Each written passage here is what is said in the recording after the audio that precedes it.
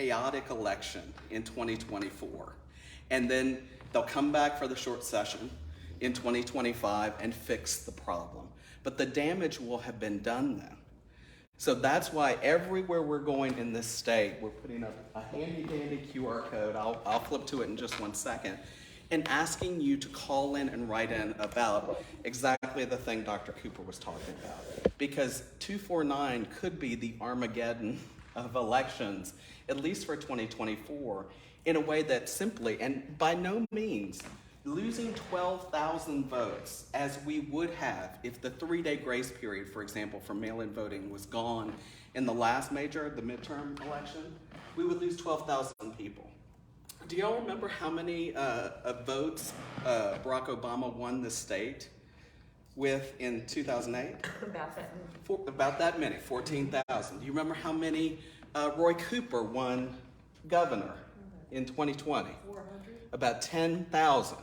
But 400 is right. Do you remember who the Chief Justice is of the state Supreme Court? Well, he won by 401 votes.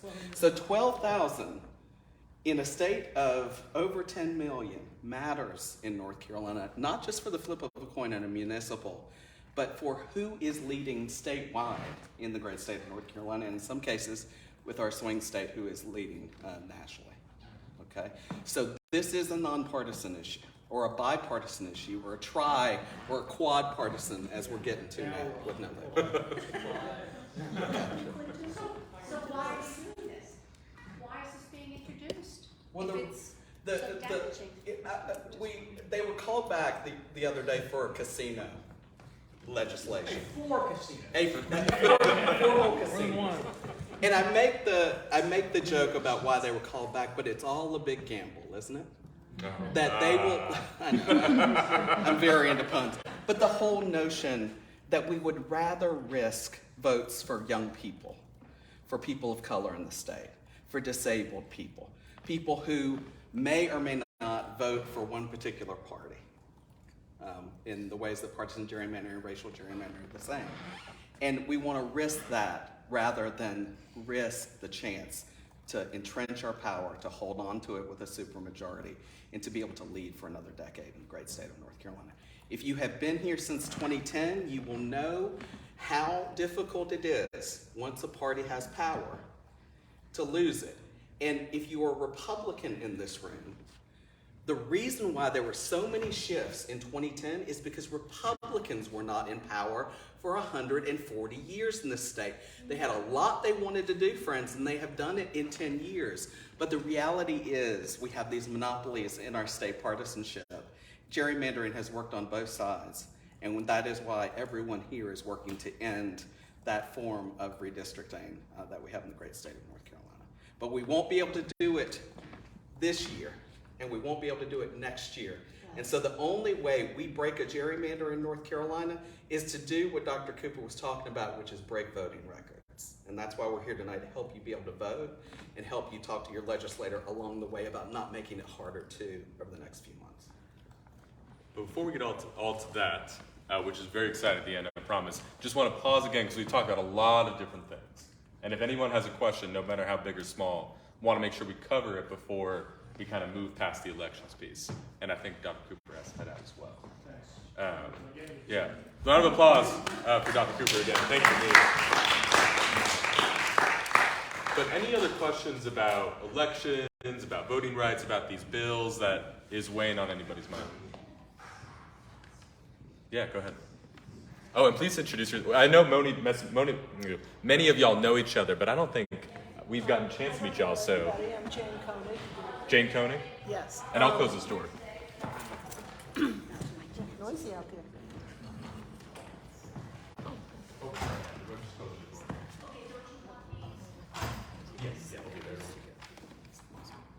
So Jane, you had a question? About redistricting? Yeah. I understand why the congressional maps are being redrawn, because the special master maps were only, by law, can only last for one election cycle. But how are they getting away with redrawing the state maps? Because I thought it was in the Constitution that those are done once every 10 years after the census. Yeah. So it's a great question, and it's in the booklet, but I'll explain it as well. The answer is not going to be a good one. It's not going to be a satisfying one, I can promise you that. So, how many of y'all have been in North Carolina for longer than the last 5 years? More than 10 years? 15?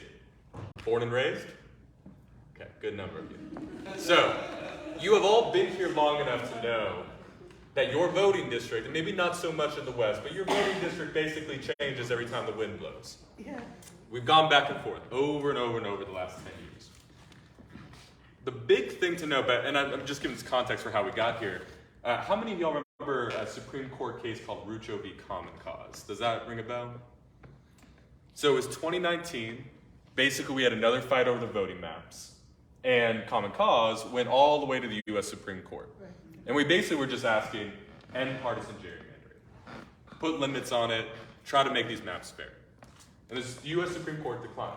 They said, federal courts can't get involved. I can't explain it to you why, that's just what they said. So they said, but if you want to try to address these maps, go to state court.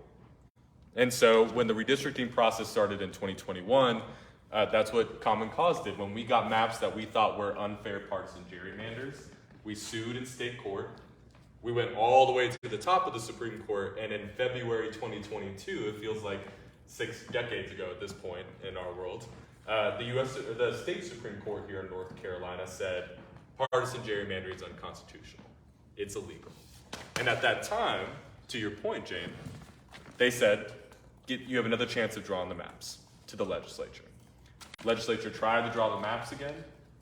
Those maps, at least at the congressional level, were unacceptable. And so the court had to impose, for that election, the special master maps. Push back and push back. That's right. And they left, if I remember correctly how the litigation went, they left the state legislative maps intact upon the redraw. So they let the legislature have those. Now, as Dr. Cooper was mentioning, the state Supreme Court flipped. And now, it used to be a Democratic majority, it's now a Republican majority. And pretty soon after that happened, the state legislature, just sensed an opportunity, or at least took an opportunity, if I'm not going to ascribe motive to them, and appealed to the state Supreme Court and said, we would like you to rehear these cases. The state Supreme Court said yes, and the state Supreme Court reheard not only the case about partisan gerrymandering that had been decided the year before, but also reheard a case about voter ID, which, as many of you know, you now have to show in this election. And also was hearing at the same time a case about voting rights restoration for formerly incarcerated people. So I say all this because I think it's important to know this in context, because this move to rehear cases that had just been decided, it doesn't happen. And I think since 1991, this has happened 3 times, or it's been granted 3 times out of 220 requests. So you usually, in a court of law, unless there's a huge error, you don't just redecide something. That is not what happened. And so in late April, and I want to be able to tell you why, but the answer is just what was once precedent and kind of accepted practice, tradition, stare decisis, as they say at the U.S. Supreme Court, you respect past decisions. This court has not done that. This court has flouted tradition. And what they basically did is they wiped out all the rulings against partisan gerrymandering. They said state Supreme Court shouldn't have gotten involved. I think they, very much like the federal court, said that the maps are non-justiciable, can't be decided by the state Supreme Court, and the state legislature gets tabula rasa, blank slate, try again. So, even though we don't think it goes with traditional legal procedure, the legislature is getting the chance to redraw all the maps this fall. Good for them. In the eye of the beholder. I had another one. Yes, go ahead. And did anyone have any questions about that explanation? Does that make sense how we got here? And in your little booklet, there are 3 blue boxes that explain the 3 cases that happened on April 28th, and one of them is the one JP asked. Okay. But you had another I question. knew that, I forgot.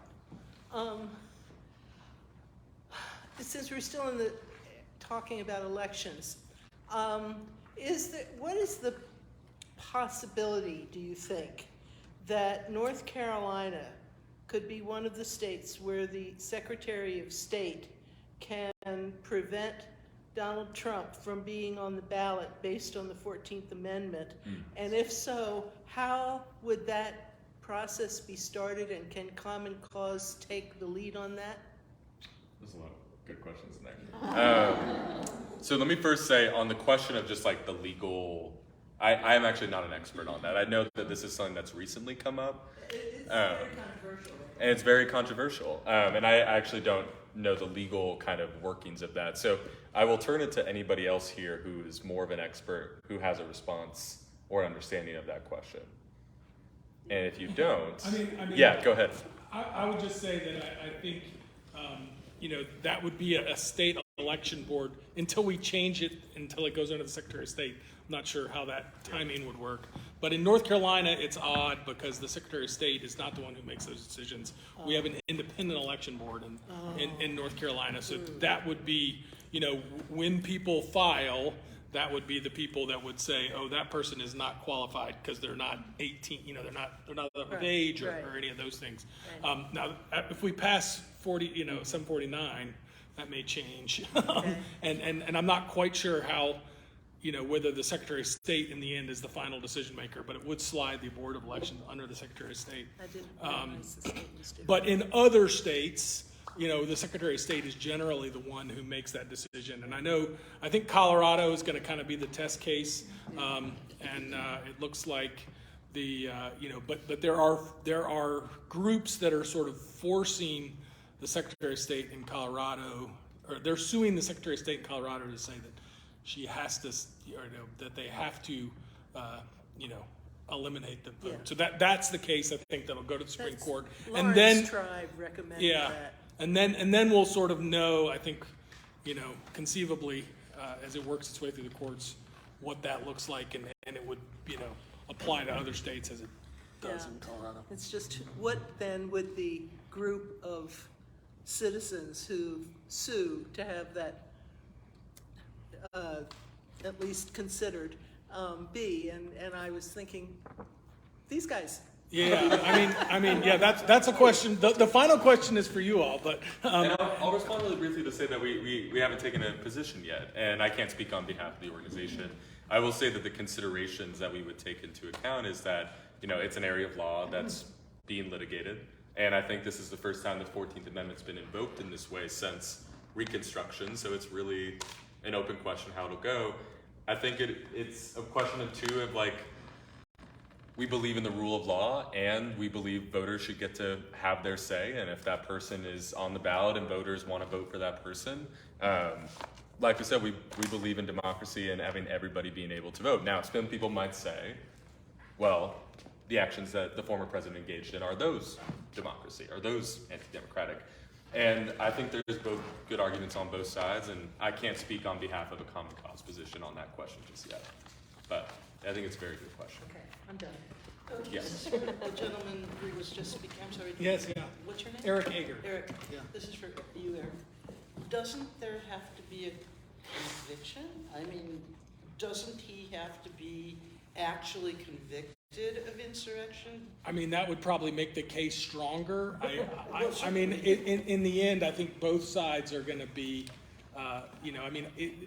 obviously this was a law that, this amendment was created to prevent, folks that were in the government when the Civil War broke out, and they had sworn an oath of allegiance to the United States, and then they broke that oath by being an insurrectionist, and I don't think they necessarily, and a lot of those folks were, and we're getting into history here, but a lot of those folks were, had resworn allegiance to the United States. I don't think they were ever necessarily convicted. I mean, that was, so I mean, but you could I'm sure there's a lot of legal authorities that would look at it as, yes, they got to be convicted, but there may be some as well that don't. Thank you. Thanks, Scott, for that. And I will, not to cut this conversation short, because I think it's a good one, but we are also kind of interested in getting to know y'all a little bit better in this room here in a minute. And before we do that, we'll come back to democracy questions, but we also have an expert here on the state budget, Heba Atwa. And so I know the budget, the salaries for teachers, bus driver shortages, all the things that go into our state budget is an issue of important concern. So we want to give Heba a few moments to just talk to you about the latest with the state budget here in North Carolina. So welcome on, Heba.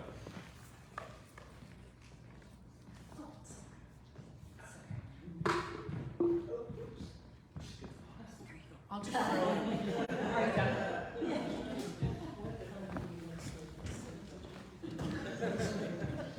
It is. It is.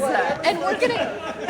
Well, yeah. So, it's very nice to meet you. My name's Heba Atwa. I work for the North Carolina Budget and Tax Center, and our job is to advocate for an equitable tax code and to connect people like you and communities like yours to the state budget. And I'm sorry, I'm not as charming as Sailor or Gino, and I'm not as smart as Dr. Cooper, but I do have a notebook with a sticker on it.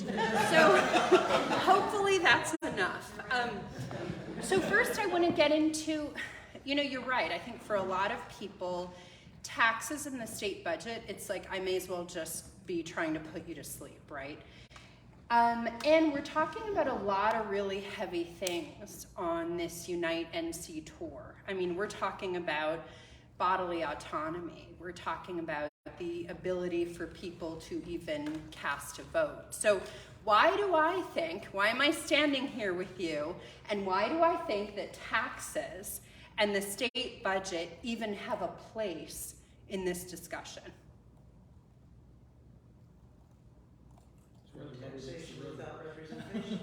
Right. Yeah, you're both right. So our taxes, exactly. It's where the money is, right? So our taxes are our collective wealth. They're the way that we pay for things that not any one person can afford. They're the way that we pay for our public institutions. And if we have a state budget that adequately invests in us, in things like great public schools for my kids and child care, and these public institutions, they can be great equalizers. They can bring equity to communities. They can bring access to opportunity for every single person in our state. Or if we starve our public institutions, what happens? Only the people with the money have access to opportunities. And those historically excluded are still excluded. So that's why I really care about taxes, and I really care about the budget. And I hope after tonight, we have these handy dandy little cards that a person who's much better at graphic design than I designed, and they have QR codes, and they take you to our website where we've written reports and we've done analysis, and you can look at you can read more about all of the things that I say and read the exact numbers and how we came up with these things, and check us and hopefully join us and in really caring about the budget. So let me get into some details. So we have to start paying attention. I talked about equity and I talked about access to opportunity. We really have to start paying attention. And we have to start paying attention. And I bet, Representative Ager, you could tell us specific stories. Maybe you can't talk about it publicly, but I bet Representative Ager himself has been excluded from the budget process. Because the budget process over the last several years has been obscured from public view. In a number of ways, I'll talk about a few. So at the beginning of the biennial budget process, I'll be really quick about this. Basically, the governor puts out a budget and he derives that from agency budgets, so DHHS, DPI, et cetera. give him their agency budgets. He says, this is my recommendation. The Senate says, this is ours. The House says, this is ours. And then they duke it out. And then we have the final proposal, and it goes for an up or a down vote, meaning no amendments. So at the beginning of the biennial budget process, meaning every 2 years, there's an arbitrary spending cap. It's not based on what your community needs. It's based on a formula, an arbitrary formula. It's being obscured even from lawmaker view. And so what I mean by this is, I wasn't around at the Budget and Tax Center, but I've asked people who've been there for 100 years, tell me about what the budget process was like. And they say, well, it used to take weeks and weeks. We had weeks to do the analysis that we now do in 48 hours. Because lawmakers receive, how long was the budget document? Like a 1,000 pages? Yeah, oh, easy, yeah. Yeah. Sections. And how much time did you have to get Well, amendments in? the House version, we got it at about 8 o'clock on a Tuesday or Wednesday night, and then all amendments were due by 10:30 the next morning. Yeah. And so no real opportunity for public comment. And so while this is happening over the last several years, 10 years, about a decade, our General Assembly has been cutting taxes. And those tax cuts, what do they mean? They mean billions and billions and billions and billions less revenue for the public services and institutions that we were just talking about, that bring access to opportunity for your community and mine, your kids and mine, your grandkids, and hopefully my grandkids one day, and our neighbors, etc. So those dollars are being diverted. Where are they being diverted? Well, they disproportionately benefit, on the personal income tax side, the already wealthy. And we have eliminated the corporate income tax. So let me give you an example. North Carolina teachers, we know how rich they are, right? They pay, as a share of their income, more in taxes than the richest families in our state. So talk about access to opportunity, right? So yeah. Is that more percentage or more dollars? Oh, as a share of their As a income. share of their income. Yeah, Okay. yeah. So of course, also we're talking about, remember, taxes also, so anytime a politician says, we're gonna cut taxes, what should you ask? Whose taxes? Well, how are you gonna make up the money? Does that mean my property taxes are gonna go up? Does that mean regressive taxes, like sales tax, are gonna go up? How is that impacting my community? So we're talking about also total tax. Let me make sure that I've told you everything that I wanna tell you. So I also wanna tell you, so don't let anybody tell you that this is a pro-growth strategy. So a lot of times we hear things like, well, we have to cut taxes for the job creators. Well, of course we know that just by virtue of being wealthy, it doesn't mean someone is a job creator. And just by virtue of making a profit, it doesn't mean that a business is going to add good jobs. And we also know from work that we've done, talking to business leaders, that they want things like a great education system, so they have an educated workforce. They want great affordable child care in our state, so that their workers can go to work knowing that their kids are safe and well cared for, and they can focus on work. They want good roads, they want infrastructure. And we also know that North Carolinians, and this is across the political spectrum, overwhelmingly support the things that we were just talking about, the public institutions, clean air, clean water, free and fair elections, good schools, child care, over tax giveaways to corporations and the wealthy. So As I mentioned, please take one and please join us in demanding that we keep. I say they took it away, but that doesn't mean we can't get it back. So please join us in demanding an equitable tax code and demanding a budget that really invests in your community in mind. Yeah. We've been deceived for years by being told that they were cutting taxes when in fact they were increasing taxes. And what they were doing, as I understand it, and you know more about this than I, as they cut the income tax, what they did was they increased sales taxes. Right, exactly. And they increased sales taxes on everything from services to Duke Energy.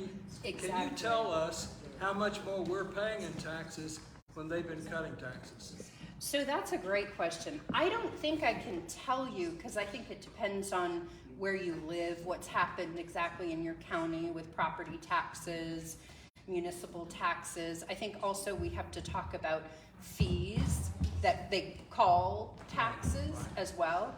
So I don't know if I can really give you an adequate figure about how much more you're probably paying. But if you email me, I'll give you my card. Maybe you can tell me where you live and maybe I can do a little research and I can come up with some sort of measure, or at least I can give you a sense of some of the taxes that have increased that have affected you. But every tax. that's very, very smart. And I'm always thinking of like, I need a metaphor for this.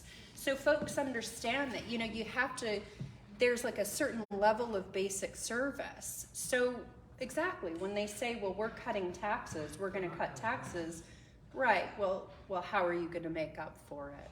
That's how they do it. It's okay. And I just wanted to, Thank you. I lived in North Carolina in 1984, and I worked for the Department of Mental Health. The state no longer has a Department of Mental Health. That's one of the places they cut. And I moved here from South Carolina, and South Carolina has a saying, thank God for Mississippi, because it makes South Carolina look good. Well, South Carolina has Department of Mental Health. They have a lot of things that I'm surprised North Carolina no longer has, including paying their teachers better. It's just shocking to me, moving back here in 2016, how much has gone downhill in terms of services.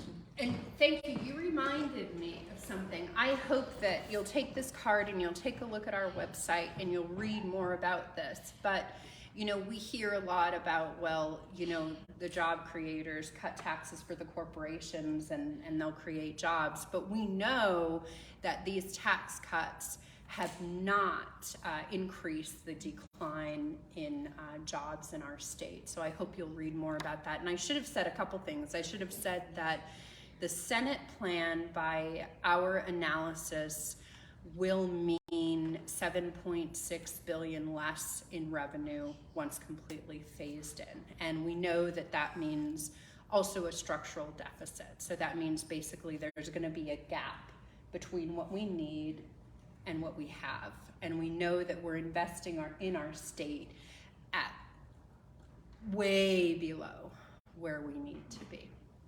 Question? Yeah. How does reducing taxes benefit the legislators? Oh, that's a great question. So I think Dr. Cooper said something about intent and not ascribing intent, right? But, well, I can ascribe it. great, you go ahead.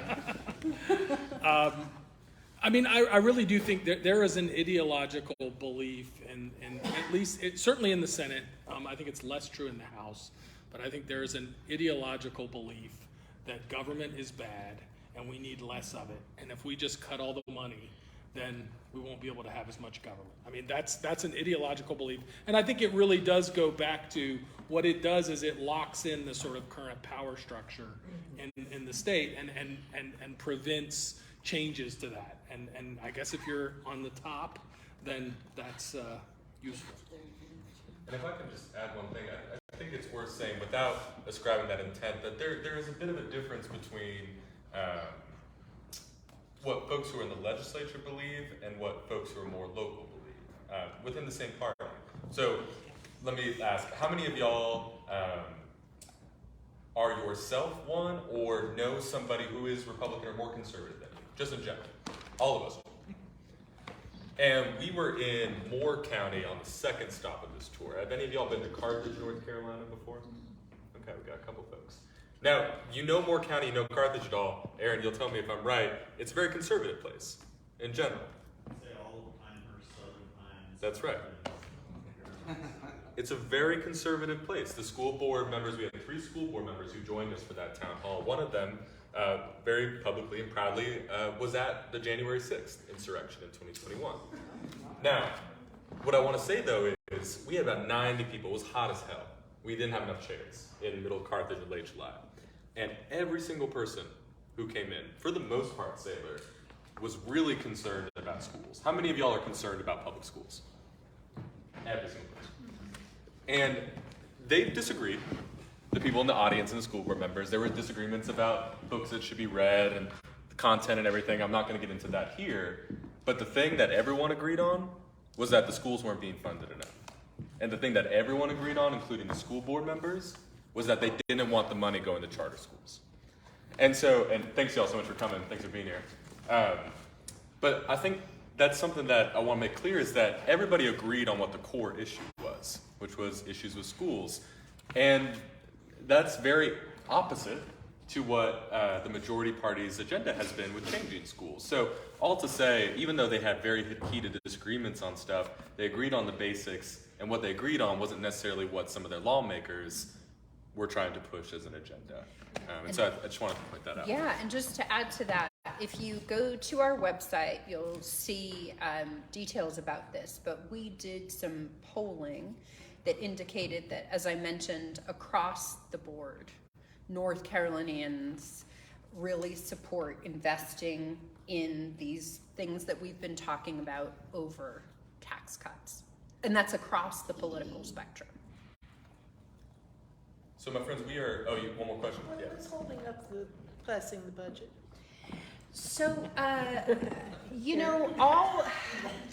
honestly, anything that I'm going to say, it's like rumor, conjecture, he said, she said, that they said, that he said, so I know that there are supposed to be votes next week at this point, right? That's what they have said. Speaker Moore told us on Tuesday night. There are big differences between the House tax plan and the Senate tax plan. At various points, we've heard that the tax plan is holding them up. Then we heard that the casino proposal was holding them up. But I don't know. Honestly, I don't know that I know any better than you do at this point. I wondered if the Medicaid expansion promise is choking some people too much. I think they're all in on. I don't think Medicaid expansion is the issue. I think they see that as decided, and so I don't think they're choking on that anymore. I mean, I think it's right. It's really on the revenue, the finance side, and the revenue side, and the Senate really wants to drastically cut the both corporate and personal income taxes, and the way that they're going to make up for that is casinos. And that is a big thing. I mean, even this is just public information. Yesterday, a member of the Republican House from Moore County tweeted publicly his very firm opposition to the casinos. So there is not even just behind the scenes. The Republicans in the House are not all in on casinos. Yeah. Where do they want these casinos? What is it? Anson, Rockingham, Nash, and was there one Lumberton area. Oh, really? So they're not native run No, this casinos. would be It's just state-run stuff? Well, not even state run, but yeah, one certain company that's gonna make a lot of money on it. Why don't they just legalize marijuana? That's what they did Yeah. in Colorado. They solved all the budget problems. Seriously. This is a very good transition point, y'all. And we got more questions at the end. I know Heba will be here and everything. But I promise I will not keep you here past 8 o'clock. But we did want to have a chance to get to hear a little bit from y'all, introduce yourselves, a little bit about what brought you out here tonight and what you are most concerned about. I'm already starting to hear it, but want to give everyone a chance to. And so there's a couple of folks who had signed up and really wanted to speak. So I'm going to go to them first, but then I want to give everyone a chance who wants to speak to kind of basically just tell us kind of why you're here, what's been concerning you the most about what's happening in the state. And the first person I've got signed up is Gail Weiss. That's me. Yeah, well, you were just speaking, so we'd love to please introduce yourself. God, there's so much. I'm Gail Weiss. I'm a recent resident to Sylva. I lived in Asheville for about 3 years before I moved here and married my wife. You know, needless to say, I'm more concerned about social issues than anything else. There's been you know, here in Sylva, we're actually a lot more liberal than some other parts of this area.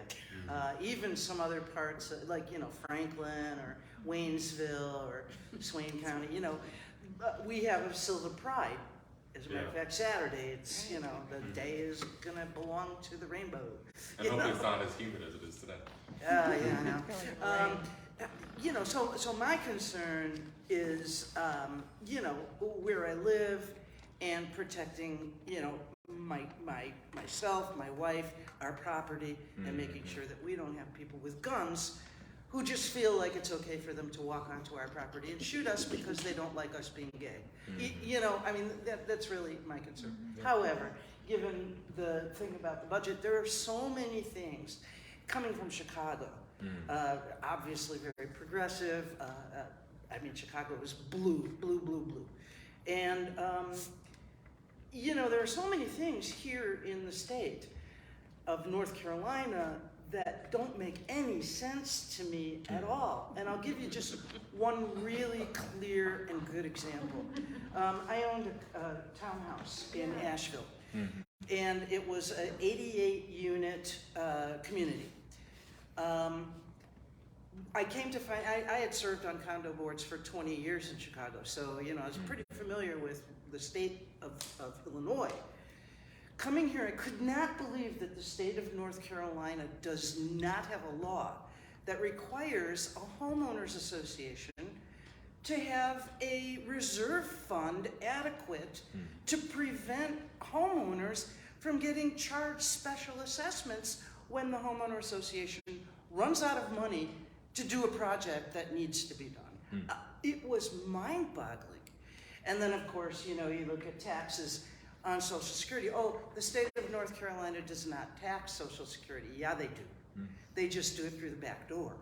Because what they do is they add all your other income to your Social Security. And then you pay 5% across the board. So yes, they do. Yes, they do.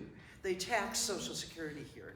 And, you know, when you come into a state and you move here because you hear that, okay, the state of North Carolina does not, you know, tax your Social Security. Do you know that my Social Security is being taxed? 85% of it is being taxed. Wow. So, you know, I have my problems with the whole tax situation.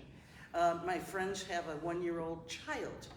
Their daycare just closed because they didn't get their funding. So there's a lot of issues here that are very important issues. And, you know, where do you begin? Do you begin with voting rights? Really? I mean, you know, come on, it's a foregone conclusion that North Carolina's voting Republican. Can we, and can Common Cause look at, pardon? Well, you know, but, you know, we voted for Trump, right? I mean, you know, not me, but, you know. But my point is, can Common Cause, and this is my question for tonight. Can Common Cause get involved with things other than voting rights that deeply affect the day-to-day living of residents in this state, in the community, in the county, in the state? You know, I mean, are you doing that, or are you simply just about voting rights? That's a good question. That is a good question. And, well, one, I want to say, it sounds like you need to run for office.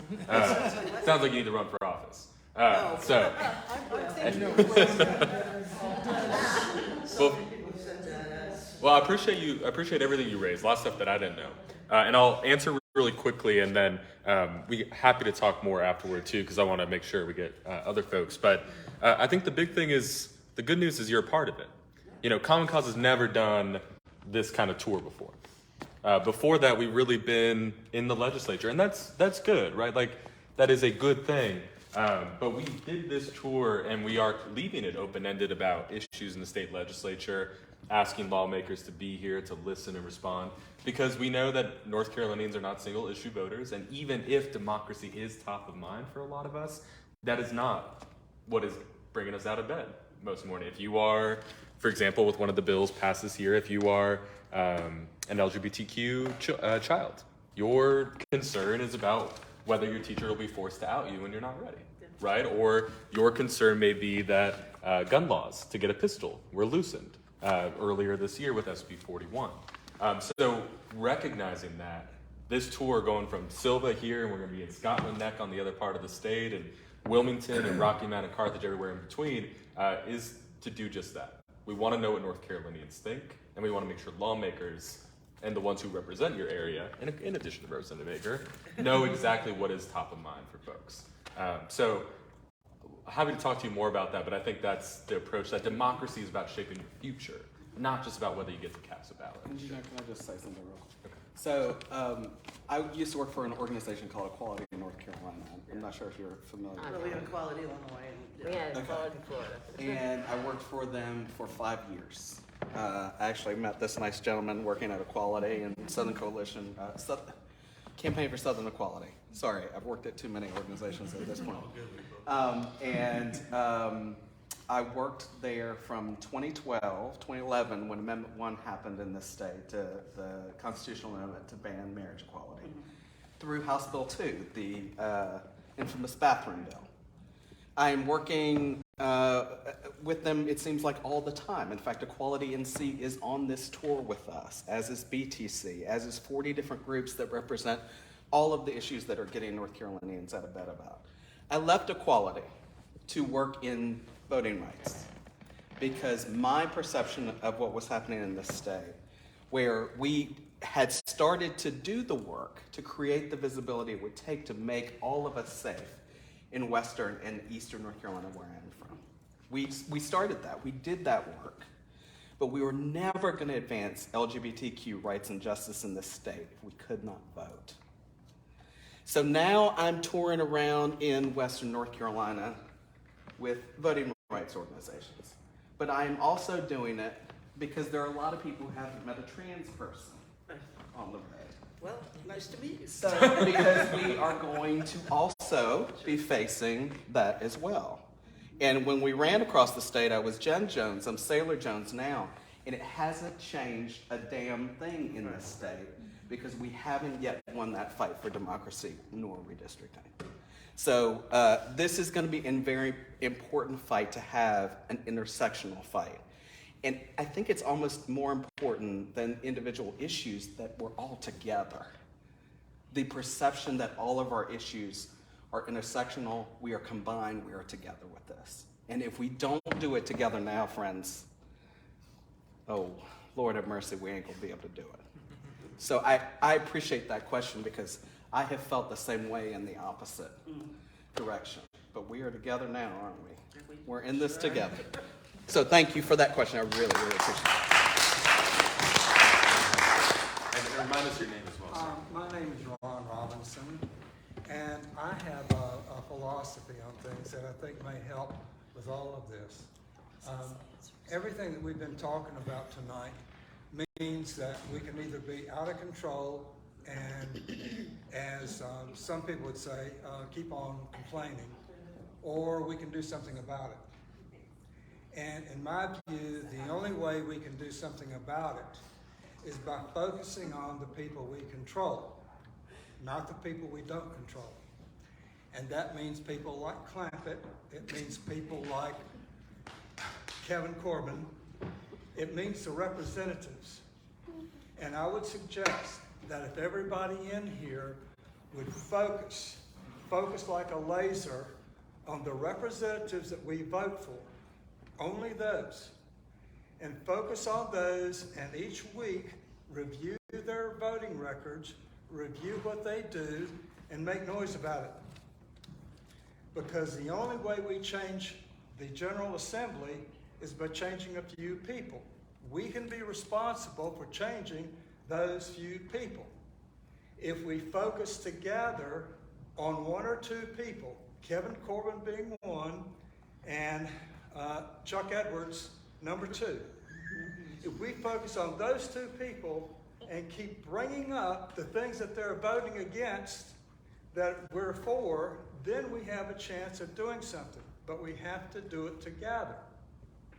Thank you. Thank you. And round of applause.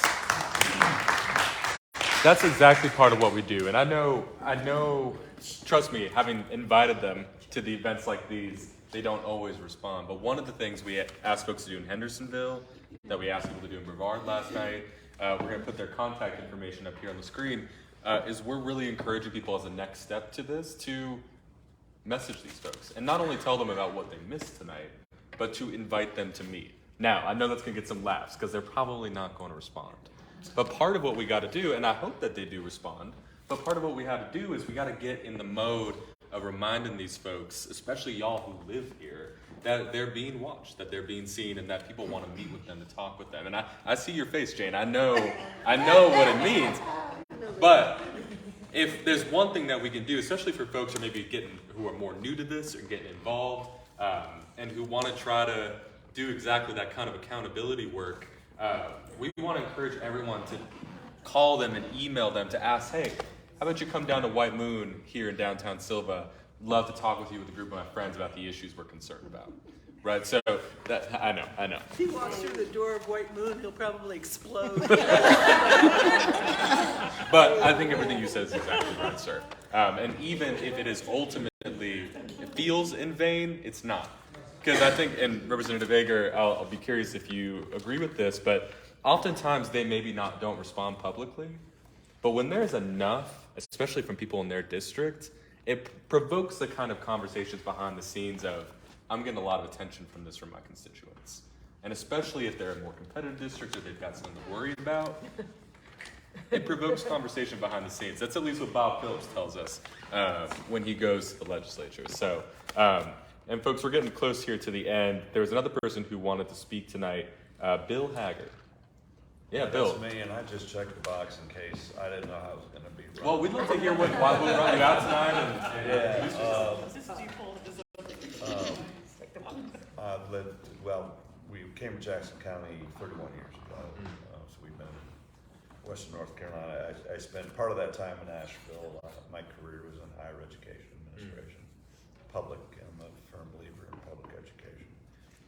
And I'm retired now, and I feel an incredible sense of urgency to do something. So I'm completely unfamiliar with Common Cause until tonight. I mean, I knew of you when I came to learn more. I'm very concerned about voting rights. I'm most concerned about young people. My wife and I both have worked with young people all of our adult lives, so I'm concerned about public education. I'm extremely concerned about the harm that's being done to young people by some of the laws that are being made. And I just feel a sense of urgency to do something. So I'm here just soaking it all in, trying to figure out how I'm going to spend the rest of my time on this earth to try to stop some of this stuff.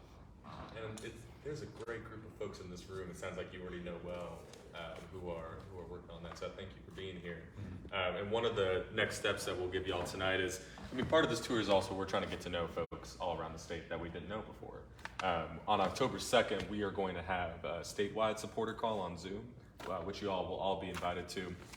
We're going to give an update on basically everything that has finalized with those elections bills, which we think will be the case then. Talk a little bit about the elections to come, but we'll also be talking about redistricting and what to expect with redistricting and how we can take action on those voting maps. You'll also receive an email from me after tonight's event with all the resources that came about, sharing the kind of contact list of folks who were here, because I know folks like to organize together. So I appreciate you taking a leap of faith with us, and I promise we'll have good things to work on together. Folks, it is 7:51, and I'm going to leave a few moments at the end for Representative Ager just to tell us a little bit more about the legislature. But is there anyone else who wants to just introduce themselves, tell us a little bit about why you came tonight and what's concerning? We'd love to hear from you. Yeah. My name is Nella Couture, and I really appreciate you guys coming to the western part of the state. I've attended a bunch of Common Cause Zooms. I was going to say, your name sounded familiar. Yeah. And I'm also with Indivisible Common Ground Western North Carolina and with Swing Left. And we've worked a lot on college at Western, actually registering students, and I really believe that our mission actually is to get these young people to vote. A lot of times when we register them, they seem disinterested or they just don't feel like their vote counts. And so just getting them to really, you know, like, why do you feel your vote doesn't count? You know, like, are you concerned about climate? Are you concerned about student loans? You know, and then they kind of start connecting the dots. But I just feel like, you know, voting is the #1 issue because we're not going to get anything done until these young people start to vote in really large numbers. And we see that in Jackson County and Cullowhee, because Cullowhee is where the university is, and Cullowhee usually votes Democratic if they all go to the polls. And so we know that these young people have the same, you know, progressive ideas that we do, but just getting them out there to vote is what we just kind of push them to do. Well, sounds like you're the person we're going to email when we come back in 2024 to host an event in Western Carolina. Sorry. You have just signed yourself up, my friend. No, I appreciate that. And it's something we hear in a lot of different places. You know, Common Cause, we have a presence on all 10 HBCU campuses. And that's been a big part of our outreach. You know, some of that student turnout was pretty low in 2022, and I think a lot of folks, their first inclination is like, well, the students might not care. But you look at the political system and you look at who's in the legislature. We were just doing a training with HBCU campus leaders a month ago, and we talked about how, thanks Heba, we talked about how legislators only get paid $14,000 a year and what that means about who represents us. And I mean, I'm 25 years old. And I look at the legislature, and obviously I'm here, I care about this.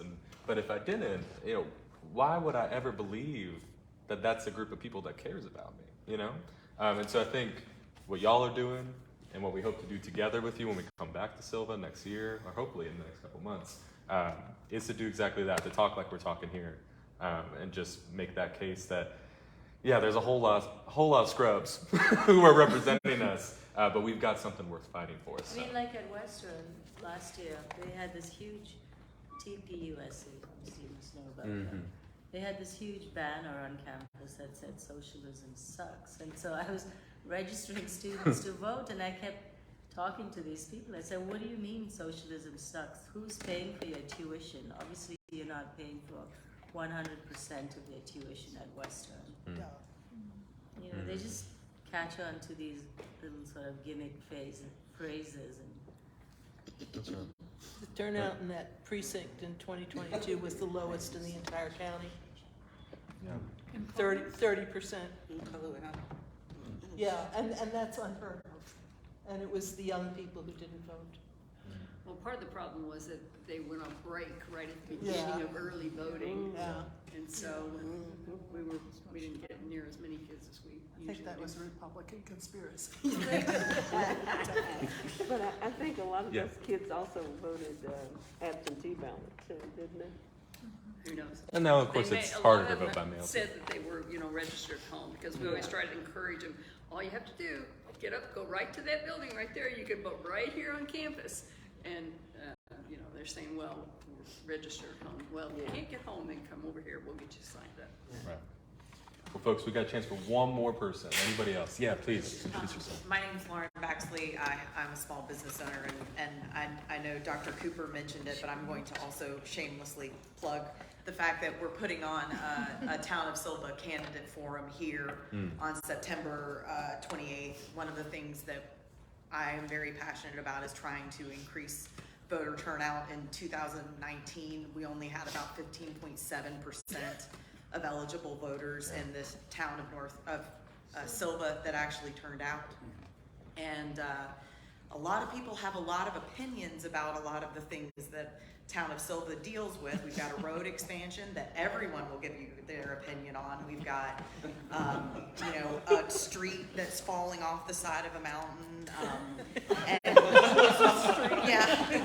And elections decided by coin tosses. Right, so people have a lot of opinions, but they're not showing up and having their voices heard. And I think, this is where we can make a difference because, I know the majority of the people running personally. Yeah. And you have that opportunity in small elections, and we're not taking advantage of that. And we can hold people accountable because we know them. Right. And I'm not seeing that. So if you all know people who live in town of Sylva, as Dr. Cooper said, if they get their trash picked up by town of Sylva, please encourage them to come out. People can write down questions. Every person, it's not going to be a debate. It's just, I'll ask the question of each candidate and they will have a few minutes to respond. I've got 7 out of 8. I was actually able to get here, or at least they said they're going to be here. So I think it's a really good opportunity to let them know what we're interested in knowing and what our opinions are. So it'll start at 6:30, and I just highly encourage anybody please try to plug it as much as you can. And I'll give you my email before we go. And there's folks who signed up that couldn't be here tonight, so when I send the email, I'll advertise that as one of the next steps. Great, yeah, so I can send you the flyer. It's got everything on there. That'd be great. And last thing I'll say, and I'll turn it to Representative Ager to close this out. That's the gateway, right? The experience of getting politically involved at the local level, obviously, your towns and cities or counties impact our lives a lot. But pretty soon after you get folks hooked on that, when you can do it and it's worthwhile, then they realize there's a whole lot local can't do because of the state. Mm-hmm. So local does impact in a lot of ways, but then there's also all the stuff that the state could unlock with different state representatives. So it's that gateway. You're just get them hooked on the local and they get up to the state. But And you never know who locally is going to go up to the state, like Julie Mayfield, for example. yeah, that's right. So thank y'all so much. Representative Ager, if you're willing to just, if there's anything that we didn't cover tonight that you think is important for folks to know about what's happening locally, we'd love to hear from you. Yeah, I mean, I think you guys did a great job of covering it. So I again want to thank Common Cause and all the other 40, 50 groups that are allied with you guys for coming. The only thing I'll say, and for those of you who don't know me, I'm Eric Ager. I represent the eastern part of Buncombe County. Grew up on a farm in Fairview. And spent 25 years in the Navy, came back 2 years ago and got roped into doing this. And I've learned a lot, but I will say that really the reason that I got involved is I spent 25 years in the military. The last sort of 10 years was working on democracy and security policy overseas, and I just got really worried about our democracy here. And so I want to thank you guys for engaging. And I think that's sort of, the thing that we hear a lot about today in politics, and the thing that people are always squawking about is rights. My right to do this, my right to do that, and it's sort of across the political spectrum, right?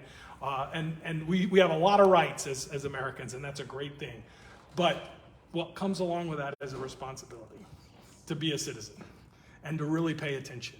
And I think that's what these guys really told you today, is that paying attention matters. It really does matter. And our current General Assembly is built and operates in a way that tries to have no attention on it, so that they can do whatever they want. They can have the power and pull the strings without anybody paying attention. And in today's media environment where everything's national, all the news people read, everything people see is all at the national level, it really doesn't impact you nearly as much as what happens at the state level, what happens at the county level, what happens at the city level. Those are the things that really impact us, and we're not paying attention as a society to those things, and that's really what we got to do. So thank you, Common Cause, and all the others. That's what we need to We're closing out right now. We're getting right out of here. Yeah, sorry about that. Folks, thank you for being here. Last thing we'll say, please take as many resources and food as you can. They are for you, and they are for you to distribute in your community as well. So please take those on your way out. Thank you.